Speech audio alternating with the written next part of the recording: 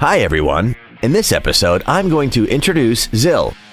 A hurricane in the natural world is easily capable of tearing apart anything that stands in its way, and, as an avatar of the elemental winds, Zill is an assassin hero capable of quickly ripping through the enemy's rear lines like a hurricane. You'd also best not try to stop Zill by banding together and focusing all your firepower, because his ultimate can transform him into an uncontrollable typhoon, during which time any damage or control attacks will prove utterly futile. Ability Introduction. Passive. Dust Devil. The damage from Zill's ability will give his target a wind mark.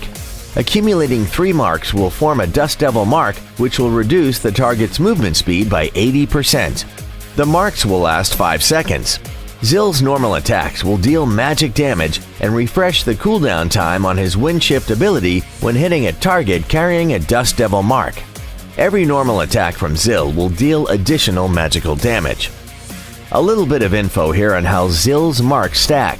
Zill's first ability, Windblade, will stack 2 marks as it goes out and then comes back. His second ability, Wind Shift, can only stack 1 mark, whereas his ultimate, Tornado, will max out an individual's marks on hitting them. First ability, Windblade. Zill advances and throws out dual scythes, dealing magical damage and reducing the movement speed of enemies in its path. The dual scythes will pause briefly after reuniting and then fly back to wherever Zill is, dealing even higher magic damage to enemies in its return path.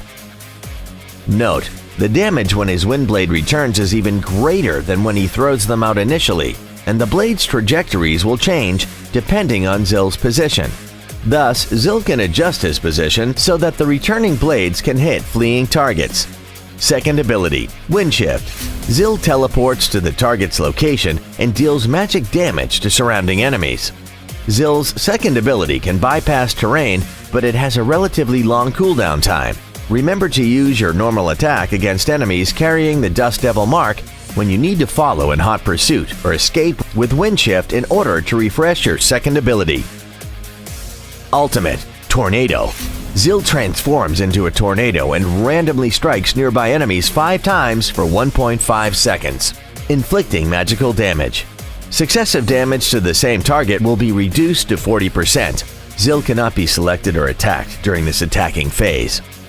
Zill's ultimate is not only an intensive damage-dealing ability, but perhaps more equivalent to a 1.5 seconds invincibility protection. You can initiate the ultimate to make yourself immune to damage and control when surrounded by enemy forces. Zill will need to be releasing a lot of abilities as a magic-based assassin. His passive buff can provide his normal attacks with a lot of additional damage. Hence, in terms of equipment, the recommendation would be to go primarily for cooldown speed reduction and magic boosting gear, while also equipping some attack speed enhancement items to maximize damage. Remember to take out the Sage Golem in the jungle area to replenish mana and avoid serious mana depletion. Jungling could be quite a good decision in the early game as an assassin to hunt down enemies over the 3 lanes at a time of your choosing.